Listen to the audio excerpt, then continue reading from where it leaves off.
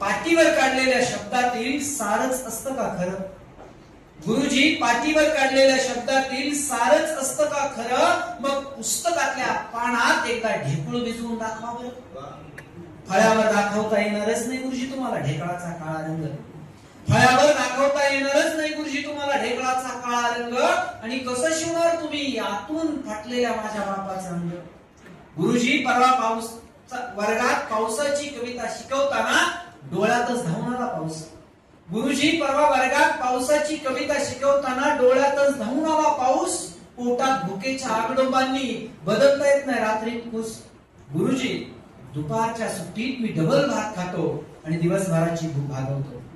गुरुजी, दुपारच्या सुट्टीत मी डबल भात खातो आणि दिवसभराची भूक भागवतो. रात्री केलीच आतड्यांनी वळवळ तर जेवायला चांदण्याच मागवतो. अहो गुरुजी, पुण्या कवीला म्हणे भाकरी चंद्र दिसला. पुण्या कवीला म्हणे भाकरी चंद्र दिसला. मग मला चांदण्यात भात का वाटू नये?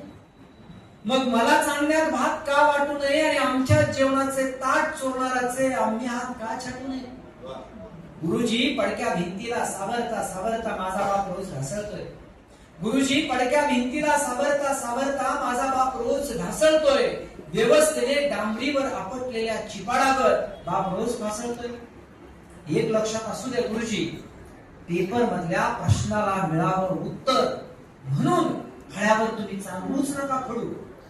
पेपर मधल्या प्रश्नाला मिळावं उत्तर म्हणून फळ्यावर तुम्ही चांगूच नका खडू.